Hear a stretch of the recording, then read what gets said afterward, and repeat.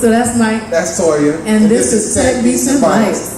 We started a little bit late. We apologize to everybody. We just had some technical difficulties today, but that's the part of using technology. So we are filming old school. Shout out to our great intern, Sadari, that's holding my iPad. Let's see how long. So excuse the steadiness. We had to entertain the crowd. It's definitely supposed to be scripted into the show, but the popcorn is already out and about. What y'all think about the popcorn, though? It's wonderful. Okay, don't forget to Nice, we got some thumbs up and everything. Two thumbs up. All right. All right, so doing it for the culture. I got you. So, Knight Foundation, one of our sponsors, we want to thank you. I want to give a shout out to World Famous House of Mac, Digital Grass, Timeline Brewery, Right. Pop Soul, Junction. Junction 2027, I think that's it. as well as Unicorn Agency. That's Right, the last one. right. They giving us money. We got to talk about the people that's helping us out. So we have seen. Oh, now I get to say this part all over again. So we saw the tragedy of Fergie and her performance for All-Star Weekend, the sexy version of the national anthem.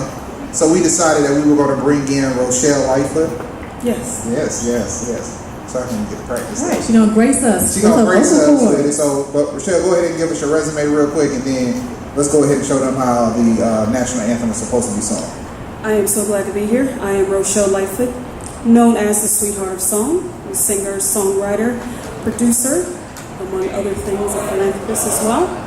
And I am just happy to be here, and I've sang the national anthem for ESPN Sports, the Barack Obama administration, Bill Clinton, and several others all around the world, and for ESPN Sports and U.S. Soccer for over 6 million people worldwide. Oh, wow. So it's an honor to be on your show and sing it again. It's an honor to have you here. We just want to make sure the Knight Foundation knows we did not pay for you to be here. Because you sang for a lot of people that sound like that costs money. So we appreciate you being here. This is my gift back Oh, that's awesome. to our Right, community. she was a philanthropy. I'm a native Floridian, so definitely What love part? what you're doing and glad to be a part of it today. What part of Florida are you from? Miami, Florida, born right here in Dade born and County. raised, 305. I wasn't raised here. I was born here, Jackson Hospital, but I was raised Born and not raised here, 305. but raised in Dallas, Texas. So I'm back. But my alma mater is Miami-Dade and FIU. So I am an alumni graduate of universities here in South Florida. All right, so show us how it's supposed to be done. Let's get this. Oh, say, can you see by the dawn's early light what so proudly we hailed at the twilight's last gleaming, whose broad stripes and bright stars through the perilous fight o'er the ramparts we watched were so gallantly streaming, and the rockets' red glare, the bombs bursting in air, gave proof through the night that our flag was still there. Oh, say does that stars spangled banner yet wave o'er the land and of the free and the home of the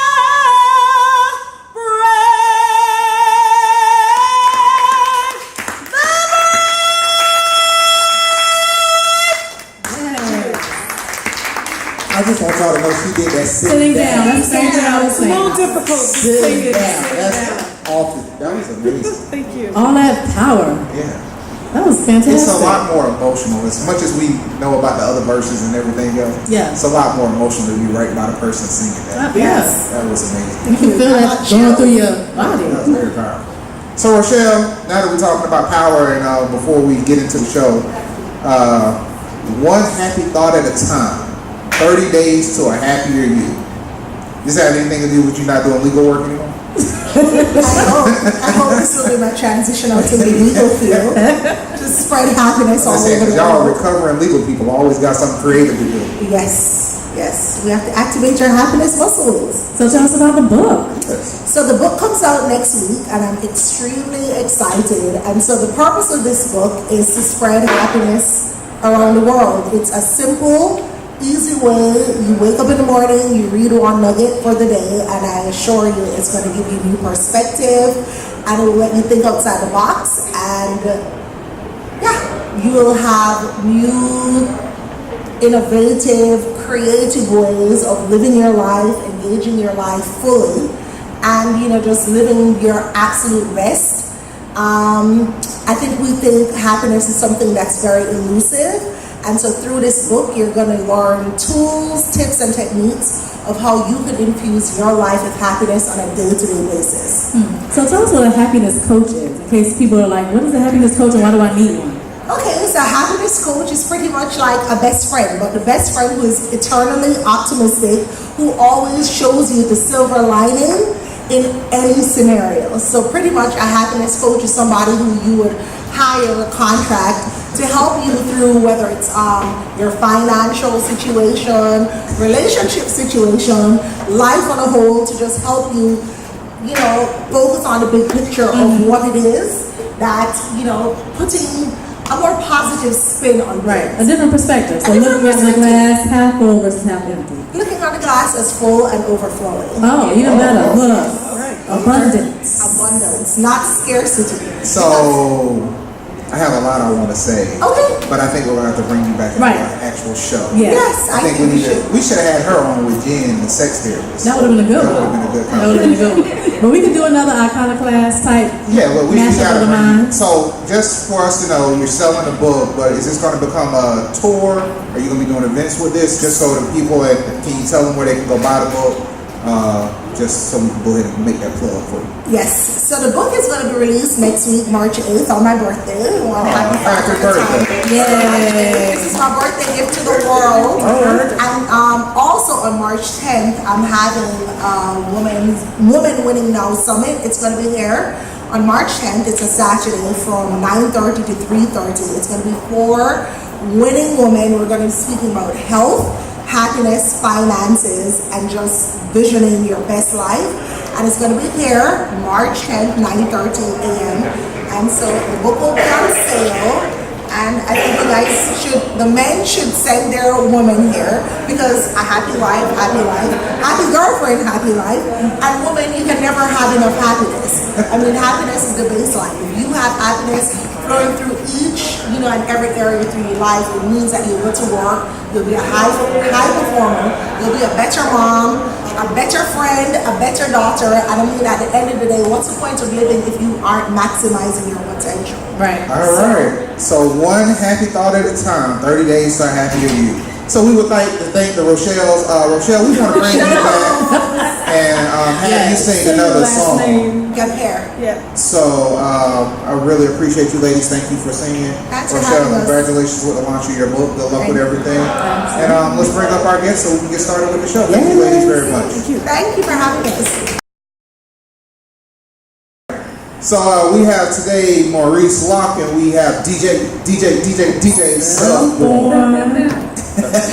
Who is not new at all. Still to ain't got that this absolutely not, but we had to go a different route. Right. So we have, actually I do a lot of crazy things. Toya just keep me in line. I realized, me personally, after seeing Little Hicks quit her job at the White House, I realized we talk about politics way too much. And that's not what people come to us for. Right. Although politics does affect entrepreneurship to some degree. Yeah. I said I need a politic break. Let's get back into the heart of what makes us who we are. We got pop soul popping off. Love. Right. we got enough things going on, and I was like, you know what? People come to us because they really want to hear about the stories, entrepreneurship, and other people do politics way better than us, but other people don't do entrepreneurship way better than us. Right. So that's our thing. So we want to get a little bit back into that. So fellas, if you could, Self-Born, you already know the drill. Self is truly a part of the show Techniques and Bytes. He is the geeks behind Techniques and Bytes. Self-Born to be back. We are securing a location. We'll have another venue, so we'll be having a DJ and the food. Right, so back to that vibe. Yeah, getting back to it. Maurice makes everybody smell good. Maurice is into the perfumery world. So we want to talk about different perspectives. Coming as one, both of you guys are very strong entrepreneurs. So if you can, just briefly, because people can research you to learn more, we actually want to talk. Just briefly tell us a little bit about yourself and what you're currently working on, like 2 or 3 minutes. Okay. All right. Well, my name is Maurice Locke, and I own a perfumery in Windward. And what we do is we help people to think different when it comes on to perfume. The typical Gucci and Prada, we don't really bring any of those. Smells like garbage. Yeah, so those are perfumes that are more, we call them fashion perfumes. Mm-hmm. So what we curate from all around the world, from Dubai, from Oman, from Israel, is niche and indie perfumes, small independent houses that specialize in only making perfumes. For example, it takes 5,000 roses to make 1 bottle of perfume. It's a lot of roses. Yeah. Fellas, y'all been complaining about the Valentine's Day. Right, them dozens. Dozens and dozens and dozens. All right. Yeah, so typically the way how you would think of perfume and what it does for you is we try to enlighten people that you can actually take a vacation through scent. We have a perfume. That's a powerful ass. Look, when I went to his perfumery, you do feel like I was in there for like 2 hours. Yeah. And he was giving me the whole rundown. But go ahead, I didn't mean to interrupt. Go. It's okay. So we have one that smells like the desert. We have one that smells like a vacation. Literally, you might say, what does a vacation smell like? Well, a vacation smells like sun, sand, and a margarita. And that genre of perfume is called... I don't remember, but go ahead. But I know the one you're talking about. Yeah, I know. I was supposed to be ready, but so look. That's boozy. So anything that's Boozy? yeah, Boozy? anything It's bougie or Boozy, as in like alcohol yeah, boozy. like exactly. I was like bougie. There's, Not what your nose up. Bougie. But your cup Take a up. vacation. for the people that has a sweet tooth, the genre of perfume that they would gravitate towards is called gourmand. That's anything that actually smells like you can eat it. So it's very detailed, it's very intricate, and when you smell it for the first time, you will never go back to wearing the typical stuff. Yeah, I wear your stuff, and I'm over everything else. Everything just kind of sit there. Yeah, I spray it, my old stuff. I spray it in my shoes and stuff like that. And it's like an air freshener. I don't even put it on no more. I mean, being real, like. I mean, besides the fact he got a dope logo, shout out to Media. We got to do a show about that. We got to do a show about the shoe cologne collection.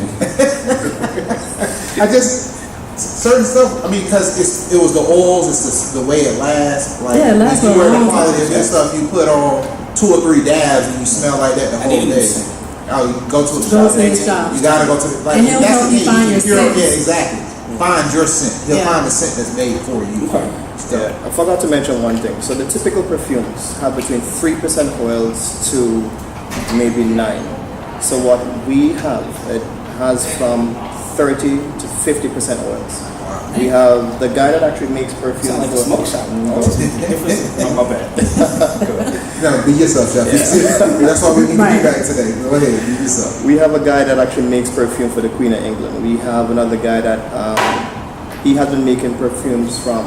He's passed away now, but he made a perfume for John F. Kennedy from 1937. So that particular perfume we actually have in the shop. So people actually come in just for that perfume. I want to smell like a dead president. It's a whole nother level. Right. Not for presidents to represent. All right, so Self-Born. All right. I mean, maybe you should have went first. I don't know why you want to follow that. I know, it's all elegant. But you pretty much like a host when you on this show. Go ahead, though. It's family. DJ Self-Born, originally from Chicago. I've been here in Miami for 14 years now. Owner of the Love Hate Classic Sundays brand. Yes. Yeah. Owner of Self-Born Music. Right now, currently working on my latest company, G2 Productions. Production company creating content, everything from songwriting and producing songs for artists to creating music for TV shows and a ton of stuff. So. All right, and guys, if you have any questions, if Sadari sees it, she sees a good question, she'll shout it out and we'll try to get it into the show. But we wanted to be a little bit more focused, and since you're in Wynwood, I'm going to jump to the location part. Go ahead. Our boy, partner, World Famous House of Mac, they tried to shine him in the wrong light. They tried to say that he couldn't make it on the beach. Not true. He was killing the game on the beach. Exactly. Self-Born, you was there Thursdays. Yes. You know how good it was going. Yes. So I just want to clear that up real quick. It wasn't that he couldn't make it on the beach. He walked away from the beach, but It was the opposite. He was actually doing a lot better than the partners, which is a thing that happens on the beach. And I can tell you as a former brick and mortar. yeah, let's get right. So we want to get right into the South Beach woes, and that'll kind of go into Maurice. You've seen some of the people not be able to make it in Wynwood. Yeah. So we want to talk about the truth of the expectations when we come in to do business. We being entrepreneurs, not even black people. Just in general, some people will call this an old record, but I love classic. But the old record that I'm gonna play is pretty much the issue of just really being a black person walking into a place to be equal to do business. It's just as simple as that. And the problem with that is, unfortunately, when you own something and do everything, I think when you are not black specifically, you get to actually walk into the building and start doing business. As a black person, you got to walk into the building, prove why you should even be in the building. And that time you're taking, money, rent, inspections, life is going by. So you spend so much of a percentage of just proving your knowledge and proving your worthiness Versus just doing business. So that's the first thing. Like it's not a great. I mean, we deal with automatic understanding when you walk into the building. Yeah, you gotta work twice as hard. And I mean, that's been one of the things, honestly, recently Donald Glover talked about in his the New Yorker article. And he was talking about like how Tina Fey pretty much straight up told him that he got onto being a writer for 30 Rock because of the diversity aspect of NBC. So he was pretty much free for her. They included him in the budget, not because he was just dope and funny. Yeah. So he was a EOE placement? Yeah, straight up. So she didn't have to pay for him, but he ended up being one of her strongest writers on the show. Right. So I think, and we discount emotionally how that affects you. Just really, like we talk about going hard, we talk about, staying focused and being, all of the things, is whether you call it manly, what macho, stuff that has nothing to do, but at the end of the day, you're trying to run your business. Right. You saw the emotion in Teacher's face on the video, right? That's at the end of the day what you're trying to balance with just doing good business for everybody that enjoys your product. Right, and that's some of the part that Monique was talking about with the whole Netflix thing and Amy Schumer or whatever her name is. Just the whole point of that's exactly how we feel about it, whatever her name is.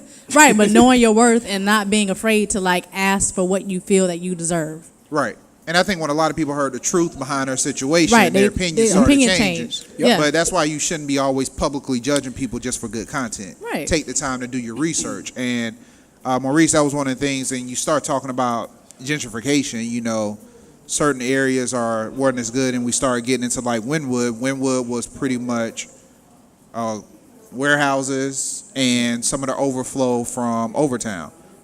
Middle class working location, and now looked at as almost poverty, but it's a lot of hard working people over there. But I remember you was talking about how some of the people after the hurricane hit, they couldn't even survive that 2-week downtime. So what's the truthfulness of a location like that when you spend that kind of money for that kind of exposure of really being able to make it in business versus, because we have this discussion all the time. Okay. You can look like you're doing good versus taking checks to the bank. Okay. There's two different perceptions.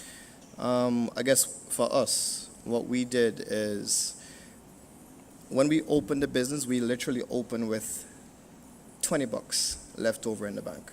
Wow. So for us, it was the truth of how things ain't always what they look like. Yeah. I mean, because you're talking about build out, product inventory. Building is beautiful. I mean, your spot is dope. Yes, but what we did is when we did our research, we were like, okay, what are we going to do? Are we going to do a simple build out and then hire a PR firm to push us. So we didn't do that. We actually made the build out elaborate and funky and different with $20 left over, because we knew that the location is everyone wants to be in a cool location. With the amount of traffic that Wynwood is actually having right now, if you have something that is unique and you plan it out the right way, even when everyone else is around you is failing, you'll actually be winning. So that's what we did. Right. All right. So, but when you think about that, $20 left in the bank.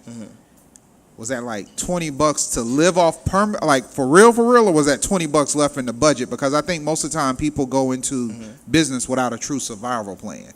Like, what was your survival plan to know that if it didn't take off, you were going to be able to at least stretch it out for 3 months, 6 months, or a year? Like, what was your, and I don't even want to say backup, because I think there's a difference between the entrepreneur and, you know, and no disrespect to, as I call them, the fivers. The after five entrepreneurs that have a full-time job, right? No disrespect to them, but it's a different approach to that's all you got. Eat what you kill, Right. versus to kill some leftovers. It's a different mindset. Well, you're not killing leftovers, are right? you? No, right. Yeah, It's in the fridge, and you like, oh, let me warm it up. Well, we can. Well, So was that first thing? All right, I'm sorry. Was it $20 period, or just $20 in the budget? $20 left over after the build out. After $20 left over from the budget, but you had more money in the bank. no, that was it. Period. So you had $20 That was it. in the bank. $20 in the bank. One bit. Yeah, that's it. Who was on that 20? Who's on the $20 bill? So Jackson, who's on? Somebody, look. after we paid for the Right. building out of the website and everything, Another that dead was guy. it. But what actually helped us is the planning. So we plan to open right at Art Basel. So with opening at Art Basel, with all the Junction 2027. yeah, the bloggers and Just all of dropping the that, plugs. that actually gave us a buffer. So that was in the plan. We didn't have any money left over after the build, but we planned it that we had things going on in front of the store For Basel. Art Basel. But your timing was still a part of the plan. Of course, of See, course and that's the part I think entrepreneurs don't. Timing is everything. Yeah. You can have a great project be 2 years too early. You can be 30 seconds too late. Now, understand the difference of what I'm saying. 2 years too early versus 30 seconds too late. There's a lot more time in being early. There's not a lot of time in being late. No. I think probably to speak on that, I don't think the love-hate brand would be around still if I had not sold the bar when I did in 2013. Really? Wow. Unpack that. You got to unpack that. That's deep. Absolutely, because it's interesting. I mean, as any business owner, if you're not paying attention to what's going on around you and what's about to happen, or trying to anticipate what's about to happen, then you're not really doing business, and you're just, stuck, and that's how you end up closing. So in 2012 or so, 2013, I saw how they were building up Wynwood, and there were certain purchases happening, and a lot of the just behind the scenes stuff that you wouldn't see. And then there were also more sales of property on the beach. So, well, I'm not going to call out places, but they're known places That were brands selling. you've known that, Right. that were put on the market for like a Right. year. So you were seeing a transition. So, yeah, seeing everybody kind of make a slow exodus from really not just the beach, but looking for stuff that was like what we were doing, and then really realizing what we were doing was what Wynwood was building up. So come as you are vibe, no cover charge, no dress code, all these different things to come to a venue. So you were making sure you were included in what the plan was going to look like versus being out. So you were transitioning with other things around you. Absolutely. And it was an idea of thinking, I mean, if you're like to be on the beach, and we talk about like numbers, so imagine you're generating, $55,000 a month, but, it's costing you $5,000 or it's costing you $50,000 a month to do everything. So that $5,000 and the time that it goes into it, and that 5 to 6 to 7 and sometimes 10, and that up and down. When you compare that to kind of like a salary or a job or something, you actually are doing so much more. You're so much more stressed out, and it's you find yourself working in the business instead of working on the business. And so that's how you end up getting stuck. And you look up one day and you can't afford whatever it is. So seeing already where the numbers were going and they were plateauing at a certain point, we were having a good time. And that's the problem. Parties, drinking. It's like everybody's used to just having a good time. So you kind of repeat, rinse and repeat, rinse and repeat. But I'm seeing where it was going. I'm like, this was not my story. This was something that I was doing that ended up being my life, time-wise. So at a certain point, it's like, okay, when was building up, these numbers are only going to go down. There was nowhere. So for me the and numbers. Toya were about to ask the same question. Most people chase the dream too long. So you get stuck on chasing a dream, and it seems like you knew that part of your dream was just a catapult to get you to the next level. So you knew when to walk away. So Maurice, you had told me you did a couple other things, and you had another venture before you get into Osmade. So how long did you chase that dream? How did you know it was time to let go of the dream? And you could tell us about the other decorator, correct? Yeah. Yeah. So I get, with me, my back was against the wall. So I graduated from college, I got a job, was working in finance, and then I'm not from this country, so it was time to go home. So it was either go home or start a business. So I just pulled up one of my old research papers and I started a company called the House Decorator, mbexquisitejewelry.com. So I had this fabulous website that I was selling all kind of diamonds and engagement rings and all that stuff. But I wouldn't really... You ain't doing too bad to be selling diamonds. Hold up. But Right. I wouldn't actually see the products. So I was using a process called drop shipping. So this was from maybe 2003 or 4 when no one knew what drop shipping was. Yeah, ahead of the game again. No one had a website. So I was just selling the stuff online. Well, drop shipping is a process where you get the product from the manufacturer. But say you Come here are just the a little bit. manufacturer, right? You make diamond rings. I'm the seller. I would just get the pictures from you, put it on the website. You, the customer, would buy from me. I would just send an email to you to ship the product to and that's it. I don't have to see the product to actually sell it. So that's what I did. How did the quality assurance go with that? Was the products as good as? Did you ever get a lot of returns? Yeah. Never. Not in 5 years. Wow. So you did it for 5 years. So I did that for 5 years and then sold it because the market was, was coming to an end with the whole everything going crazy with real estate. And I was like, okay, I'm still illegal, so what am I going to do? I was making, Still got my papers. Right. I was illegal, but I was making a little bit of cheese. Anyway, I started another company called the HouseDecorator.com, me and my partner. And we did that for another 5 years. Got sponsored, I'm legal. And then this time, 1 year after I was kind of legal, then I started Osmade. Kind of legal. Right. What's kind of legal? Yeah. Look. So I'm fully legal now. Okay. Oh, that's good. I was just about to Look. say before 45 we ain't air this playing. TV show. I mean, No, I'm I used to legal be now. out there as soon as you walk outside, Maurice. Right. 45 Maurice. is not playing by that. We Look. got a propeller jet at Miami International Airport. Right. We waiting need to for you. escort you Kinda legal. to this. They Yeah. wouldn't take a Miami International. They'll take a Opalaka. Exactly. Got a Yeah. okay. Right. The second business was the same thing. Drop shipping, doing, it So was, how did you go from drop shipping to perfume? All right, so what happened is I learned the hard way. So at first, I was thinking that selling diamond rings and bracelets and gold and all, that was like prestigious. However, the clients that actually buy those things are special occasion buyers. So even though not the money was consistent. okay, it was slower. So I'm like, okay, well, what can we do? So I decided to drop the price on pretty much anything. So I just chose, the house decor because I could sell a little end table for like $60-70 and I could move a lot more. So that's why I went from jewelry to the house decorator, because then the price for the items were a lot less. I could move more in volume. That's true. Yeah. So both of you guys. Like, wow. Amazing Right. story. I know. Told you it was gonna be the best show. So talking about chasing a dream and being in industries where a lot of us are not. When I'm saying us, I mean people of color. How is that getting inside of those industries? Because the perfume industry is not an industry where there are a lot of people of color. Being a club owner is not something that a lot of people We're of color normally are just doing. the promoters, We're not the promoters, right? We have a night, we come, we do our thing, and we leave. We get a piece of the bar, if that. Right. So how has that been in terms of trying to get in those industries, make your mark, and then be successful? Well, I say it's the usual challenge. Like I said in the beginning, just pretty much proving the smaller, because it's so small of a pool of people that are doing it and like actually taking ownership of a venue.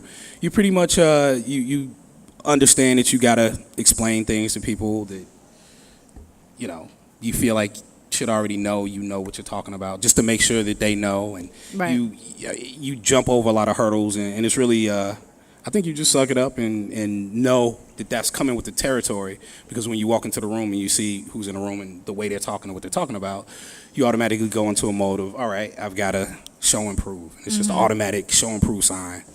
You just wear it with you all the time. Yeah. And you deal with it. What about you with the perfume industry? I think for me, Man, it if I can't was- hear you on this interview Oh. and we got to re-edit, I'm Okay, telling you, let's you go. better talk to this mic. I think for me it was a little bit different. I took the approach of acting as if I knew exactly. Actually, let me repeat that. Okay. Let me give you like a specific example. So when I was going in to my building, everyone was actually, they had money. So I didn't have the money that everyone else had. So I was a little bit arrogant, and I acted as if my money was taller than everybody else, which in fact I really had like $20 left, and that got me into the door. But should money define your skill set? Because, I mean, some of the best rappers will never sell 1 million albums. That's true. Very true. So, I mean, the thing is, do we have to have that amount of money to be, let's remove arrogant and say confident in our skill sets? Because I think sometimes that's how talent is judged. That's why I think like a lot of marketing agencies that still produce crap, and people end up coming back to the smaller agencies because you bought into the name, you didn't buy into talent. And I think that happens way too much. And I think a lot of entrepreneurs need to overcome that, you know. You have to Don't- be consistent. Right. Don't wake up chasing other people's dreams on Instagram when you need to wake up and return that email and follow up. Like, quit chasing other people's Right. dream and just get the work done. Right, but I Absolutely. think that's what Maurice was kind of saying, is that he did not have the funds that everybody else did. So, but he went in acting as if he did. So the confidence level was there. He knew what he wanted. So you had focus, Same thing. determination. Same thing. Yeah, I mean, like, Same Self, thing happened. you've curated a lot of stuff, and a lot of people don't know you're in some of the most high-end luxury hotels in South Beach in South Florida. I've pulled off a lot of things with no money, and it is we call it act like you've been in the end zone before. True. And it's pretty much in every scenario, you have to act like. You've been here, you're supposed to be here. And well, not only that, whoever's in the room, you're my equal. You know what I mean? Like I've Right. always thought about that, even like to simple stuff when you think about being, I don't know, called a nigga, just random stuff. How would it would affect you? And I think about it, I'm like, well, I live a better life than most of anybody that would say something like that. So when stepping into the room and on a simple adolescent level, I know it sounds like it's not connected, but historically, culturally, all that on a subconscious level, as a black man or a black person, you're walking into the spot kind of wearing that You in the back got of a your target, mind. yeah. We've seen so many of these damn movies and so much of different ways we've been done wrong that we kind of carry that. So I have issues with a lot of the newer movies and what we run to. Why I love, Black Panther and seeing positive things. So it's like a challenge mentally that way. Would you? I totally agree. Yeah. Like always. So, So you have to act like you got money all the time. kind of, I guess, like a fun fact, because the last conversation we had when I was in your shop, and since you've done a lot in the hotel industry, you're now making, I'm sorry, can we talk about it? Sure. Okay. I just don't want to get you in trouble. You're now making sense for hotels. Have you guys ever went into hotels and you've noticed a particular smell in a hotel, or even stores like and stores Abercrombie and stuff like Finch, that. they have a smell. So Maurice tells me, he was like, those things are specially made, and then they're intellectual property, and nobody else can reproduce those smells. So that's how you actually evoke those emotions to certain people when they go into certain stores. And I thought that was dope. Like, how did that even come across your table? How did you realize you were going to go from putting stuff on people's body to making people feel a certain way when they come into a Ritz-Carlton? Like, how did it get there? Well, just to clarify, we're currently working on a deal to get it into a particular hotel, but it's not done yet. It's gonna happen. It's going to happen. Yeah, We're just talking claim to it. existent. Claim it. But Next one. Like you said, this is the difference between the arrogance and the confidence. yeah, so how that works? Plus, you're wearing my is- brand on your chest. You gotta- I did that logo. Yeah, you did. Oh, that's what's up. Yeah. So what happened is, say for example, you walk into a hotel, Right. and that hotel is, what do you call it? There's a feeling through smell. So say for example, if you It's walk like that into, vacation you described. I want to feel Yeah. a certain way when I'm somewhere. Let me use a particular hotel. Okay. The One Hotel. What's that? So the One Hotel on beach. Used to be the Oh, the Gans one. Road. Oh, yeah. Oh, yeah. So they have a particular smell or scent that when you walk in that gives you this relaxed feeling. It's like a beach. Yeah. Beach thing, right? I thought. Yeah. So when you leave, you think about Selfie going on back to that everything. hotel. Right. Because it's all wood, real quick. It's all Yeah. on the lobby when you walk in. Yeah. You feel like you're outside. All of the furniture is made out of raw wood, unfinished They have a wood, living wall. and a very cottony and very white, very Ah. light, linen-y, cottony, and all of that. So the scent matches. The And I didn't ambiance. even. And this is just me going in, walking past. If I So the didn't see scent that. itself did create a visual. Absolutely. I It remember, matches what you see. because Gansville used to look so different. If anybody remembers Yeah. the long aquarium, and it was very dark and kind of cold. I mean, hotel-y. Right. And so when you walk in now, since one, it's like you're walking into a beach. Is weird. Yeah. If you can So it's like imagine. a continuation of a beach versus being closed into a hotel. Absolutely. The only thing that's missing is the sand, and you're inside a hotel lobby. Yeah. So remember, scent is the oldest olfactory memory and the strongest one. So it plays a part. I could do that. Right. So you think about when you smell like your grandmother's perfume, even though she may no longer be here, it recalls that yeah, memory. because I mean, people can be blind, mute, and deaf, but you've never heard of people that just can't smell anything. Yeah. Well, they exist. But though. there is a condition Yeah. or something. I feel I'm like not I saying saw it that doesn't movie. exist, but I'm saying Right. that's not It's you don't really hear about it, but right. There's even scents that prompt you to spend money. So it's I need that on me. She's like, that's Right. my problem. entrepreneurs need to spray that every day. Just I got the walk wrong out scent the in my door, house. spend money. Right. Wow. All right. So that's interesting. A quick question for both of you guys before we get into the more the music side. Okay. Self, Yep. Maurice, best in the business to ever do it. Jay-Z, Nas, Diddy, or Master P? Or other. Look, you may have somebody else. We not talking best rappers, people, by the way. No, We're talking about best businessman. best businessman. Yeah, Out we're of not the- talking about rap. I'm not talking about music Right. skills. This Out is of, an out of who entrepreneur you show. picked, I Jay. I roll with Yeah, Jay. Jay, Yeah. hands down. Yeah. Best I businessman. roll with Jay. Why? Just Why? real quick. I'll tell you why. Because Jay-Z is literally the only person, including, and you think about this, including Michael Jackson, Prince, all of the artists that you fell in love with on the artist side. No other artist in history has been as entertaining and as what would you call it? Influential. Not just influential, but has the same interest level for what is right now as for what he did in the past. So as we grew to love Michael Jackson, come on, the History album, nobody cared about the History album in comparison to Off the Wall and Right. Thriller, but we loved Michael Jackson. Prince, Okay, but, and Prince put out tons of, and I'm just being thorough, No, Prince but put out- you're talking and about the real music. Are we fans talking love about it. business, though? But I'm Okay. that's where I'm Okay. tying it in, because both of them, their machines behind them separated their artistry. So you from the talking about when business. Michael Jackson pretty much owned Sony at one point and nobody knew And about then it? of course Prince, you hear more and more stuff every day. Now he's gone, you hear more and more about his estate. Jay-Z is the one person that is literally narrating his business moves as he's doing it and keeping you engaged every year when he chooses to, innovating how he is actually doing the business move. So, like I said, there's been nobody else that has been able to maintain, even if you go to sports, anything like that. You know, like when they retire, when it's done, when their era is done, they may make money and move over into another something, but never stand in the same boxer, athlete, coming back in the ring, jumping back on the court. So do you think, and it's because we saw this on Facebook, so it's an objective question. What? My initial opinion and my initial response would definitely be Jay-Z. But do you think Jay-Z, Nas, or Diddy would be able to do what they're doing without the influence of what Master P did? Yes. Really?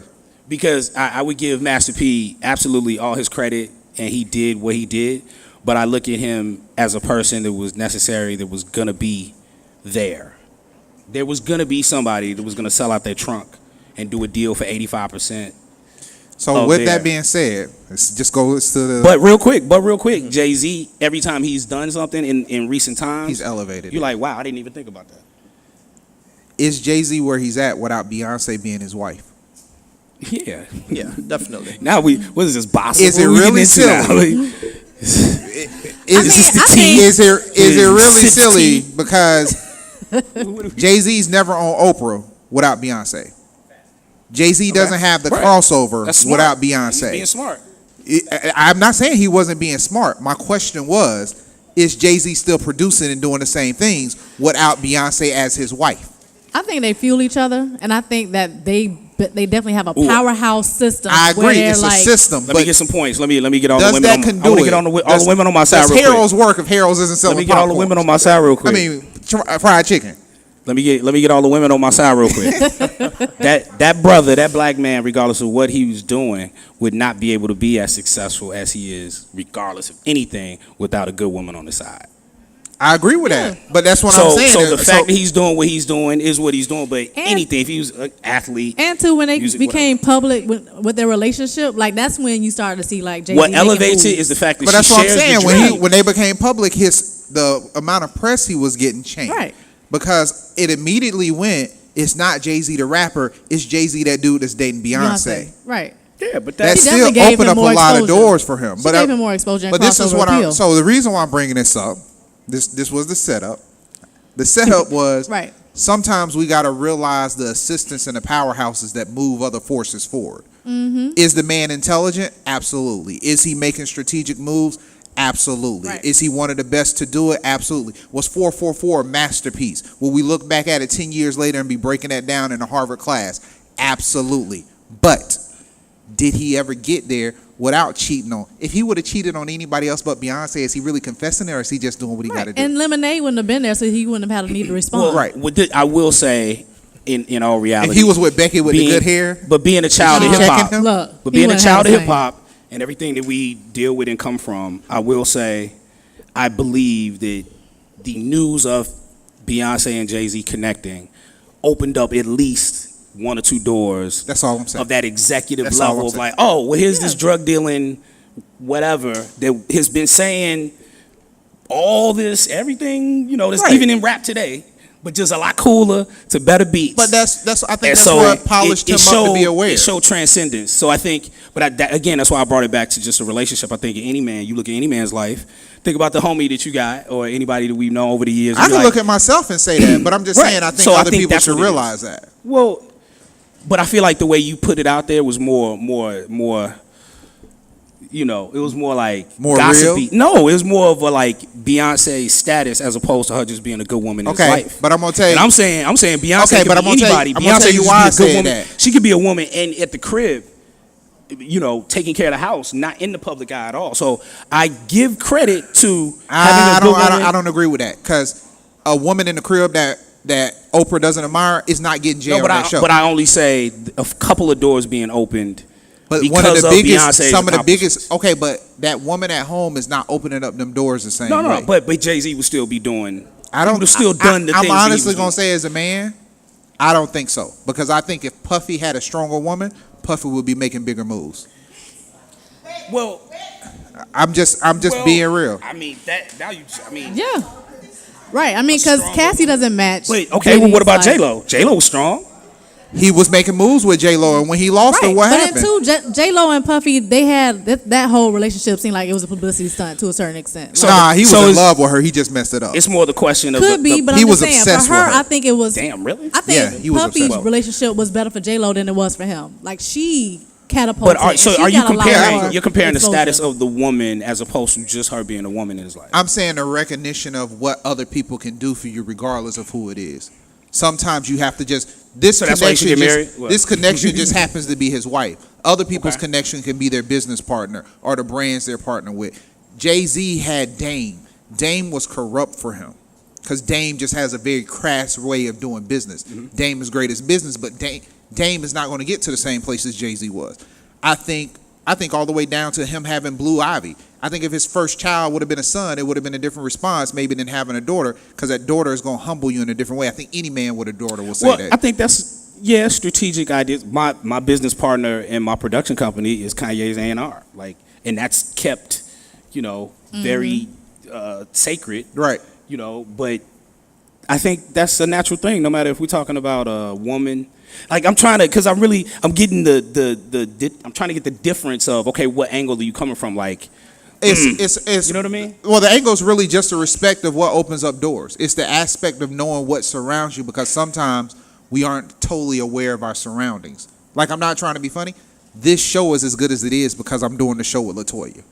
Absolutely. Because there's a position where a lot of people look at the show, and at some point, just because of our chemistry, we used to have, oh, so y'all everything going okay? We're like, what y'all talking about? They would think we were a couple. But how many bad Yelp reviews did you get? Because everybody missed DJ Self-Born playing the music. No. Oh, that's so true. That's so true. But I'm just, so it wasn't really, I'm not, like Yeah. I said, I'm biased towards Jay-Z. I think he's great regardless. Yeah. But I am more open-minded to say that she did her thing. No, she absolutely did. So Absolutely did. going back to that, the making of a brand and what does it take? I think some people in South Florida, they kind of miss that element of how to push things to the next level when you're talking about brand Absolutely. development. Yep.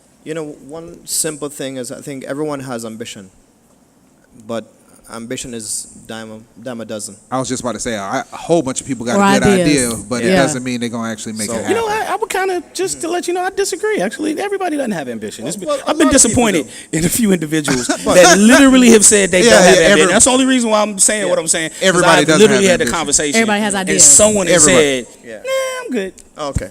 in life. Just, Right, I'm gonna say right here. and it crawls, right, it gets right back there, and I'm just like, I think don't it hurts care. me more when especially when you present Yeah. something to somebody and they just don't Some of follow them trust up. fund with their baby. Some it's bad. stuff. Some of them are broke and they're just lazy. Broke and trust. It's like it's crazy True. to have the idea. So, But I was going to say most people have ambition. However, most people don't have the follow through Yep.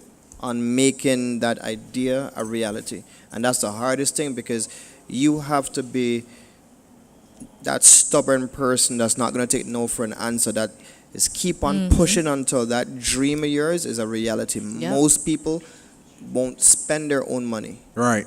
to do that. Oh, I'm not going to stop working, because if I stop working, I can't move to the next step. So sometimes you really have to set your plans so good that you can just leap off of that cliff, And you know what? I have take it to the next level. I appreciate you saying that, because I'm actually going to, quick story.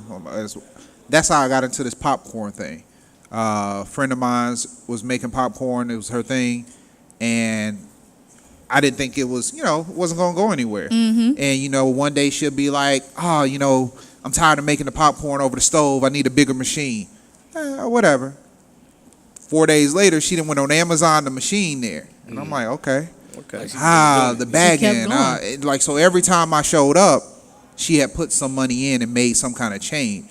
And that's when I was like, yo, do the LLC. I want the percentage. What do you need from me to make it happen? And I think some people need to understand, entrepreneurs, we get burnt out by hearing, because everybody come to us like, oh, we want to try. And then The road it's is just not like, easy. yeah, they give us the whole idea and they Yeah. expect us to execute it. And I'm like, nah, that wasn't. You came to me to pick my brain. I'm not here to do the work for you. I'll support you, but I'm not here to do the work. So And how long did it take for her to do the process and the journey that she's on now? Because a lot of people will look at this and be like, oh my gosh, she probably did that like overnight. And No. entrepreneurship is not overnight. She spent a month and a half just to find the perfect kernel. She What's went up? through 60 different kernels, just That's the what's up. kernel itself. Right. So, I mean, it was a lot. And nothing is an overnight success. Just like that, I think it all starts with finding a problem. You know, well, and even before that, because of the way I got into what I'm doing, obviously it was stumbling upon something that was fun and Right. like a hobby. So I think if you're able to find something that you like to do, Oh, that's- one thing I'll say about America, as much as we talk about the man and all of this crap or whatever, this is a place where you can literally make a business out of something that's fun to do. Whatever you like doing. When I turned on ESPN and I Anything saw you're that passionate the about. cup stacking tournament, did you see that? Yeah. It's and sponsored by like Stance and Old Spice, and like it's real money behind anything that you want to do, and then you find kind of a void of where you just see something either missing or the fact that you love it so much, you're so dedicated to it that Right. the holes are gonna come up anyway. Like you're gonna find it, you're gonna see the holes in it, and you go and stay consistent, I and you'll have a appreciate- plan. Yeah, I think you hit it right on the head because I was a perfume collector, and then You I transfer your I liked passion it so into a much, business. So I went. And then you saw what was missing, and you were like, you know what? Here's a lane here. Like, why Exactly. aren't And that's how everybody with the popcorn, I was like, I got to be politically correct about this. Certain people make popcorn flavors that in theory make no sense. Yep. Bland cooking, unseasoned chicken. Y'all get where I'm going. Yep. And so I was like, sometimes I want something light, but I want it to taste filling. So that's how we started coming There up you with go. the flavors. It was like, if I feel like I'm eating blackened Right. seafood, some catfish or something, If you can't write a quick three, it goes with the smell. Yeah, If I of smell it, course. it feels if you a can't write a real quick, right when you think of whatever it is you're thinking, if you can't write a 3 to 4 sentence bio about it, then it's not a brand. It's a good advice. Yeah. Yep. Because Put that whatever thing on a you're, napkin. just like what you said, that, For me, that right visually, there, a brand is if it does, and it's funny he has it. We've always said if it doesn't look good on a T-shirt, it's not a good brand. what you just said is commercial worthy. Yeah. That's why you always hear me saying stuff about the beer. You know what I Right. mean? Like it's little sound bites that actually will fulfill the whole mission statement why this exists in the first place. Yeah. So this is a little different from our quick six. We got some tweets and we got some quick questions. Oh, word. Self-Born understands this, but Maurice, in this part, we're looking for like basically 4 to 8 word answers, real Okay. short answers. Self-Born, is music expanding? Yes or no? Yes. Maurice, if you had to think about it, if you went into the music industry and you changed your career, would you do beats or scores, jingles or singles? Producing. So you would, but Beats. you would do beats. Self-Born, I'm gonna ask you that again. All of the above, they actually. If you currently- had to pick one though, beats or scores, jingles or singles? beats. More longevity. Yep. Yep. You sell beats and you get a royalty check for having Yeah, and it perpetuity. keeps on going. I would score movies. I would be like David Banner. I would give the beats away for free. And now That's a lot of scoring fun. movies are good, That's a but lot of the fun. gamble with that is the longevity of a Of getting movie. picked It up. needs to be a major hit, and even with Gotta be a it hit. being a major hit, Yeah. it's got to catch some sort of commercial worthiness to be replayed because you get paid by it. ASCAP and BMI replay. Right. You know, Nice. So we going to the tweet? Yeah, you want to hit that one? Yeah. So if superheroes were real, what would they be fixing right now? Wakanda forever. Technology. That's what we're talking about. no, it would be more along the lines of the Jean Grey and yeah, because that's my stuff. So I think we're gonna get to a point of where we're gonna get to the superhero-ness. Hold on, don't get philosophical. Think about it. No, I know, but it's if gonna be, superheroes were real, what would What they would be they- fixing? they would be fixing what Donald Trump stuff. Like They'd be correcting the world. it'd be like They'd be like, won't. All right, hold on. Erase and it would be mental. Self, you know this part. Come Maurice, on. Maurice, go. go ahead. Poverty. Nice. Hashtag Women's History Month. What does that mean to you? Power. Nice. Man, Mother Earth, like Earth. I think, you know what I deal with, Earth. Yeah. Just because somebody said this and we left this part out, they just wanted to say Marvel's movies would be in the documentary section on Netflix if superheroes were real. I just thought that was dope. Yeah. Yeah. I see that. Little 2-minute closeout. I've tried to find stories and people have started communicating with me at different things of entrepreneurships and the things that happen versus what doesn't happen. And just want to talk about the lies of investments real quick. I got a friend that I did a little test out for. How many of you guys around Christmas time, holidays time, heard about the $20 flipping your money? No, what? Yeah, exactly. So what it is, you put $20 into a group, 6 people put in. Sounds terrible. All right, I'm done. Exactly, but Ponzi scheme, I'm great. so I said, you know what? I'm gonna put my $20 in just to prove a point. Okay. I never expected my money back. I've wasted $20 on a bad drink at a bad bar. Right. So $20 goes in, group dies out, maybe 3 people get the cash out. So I had to run some basic math to it real quick for everybody. For 12 people to put in $20 and everyone to get back $120, I believe that was the amount, that is $1,440. For you to reach that amount, you would need 72 people. For 72 people to get back $120, you would need $8,640. That is then 432 people. Right. No matter what, someone at the bottom of the pyramid loses because there's no profit to increase the revenue to make people join the group. You heard what I said right when you started talking. Anybody that has used this as one of their entry levels to hustling, to investments, to anything, you're not stupid. You just are misinformed and you need somebody to educate you on what to actually do with your money. Yep. There's actually true opportunities where Acorns, Stash, little things like that. Yep. You can put $20 in a week and buy into get you some crypto. Yeah, buy into portfolios and get your return. That being said, if you want to blow $20 on flipping, go buy some perfume for Maurice. Hit up Self-Born at one of his events to give him a tip. Invest into something where you actually may see a return, which is positive impact into our community. So that's going to be the closeout for the show. That's a good Gentlemen, thank you for dealing with everything with the technical difficulties. To our audience, thank you for sticking with us. To our producer, thanks for making it happen. And we'll see you all next week. Thank you. Until next time. All right.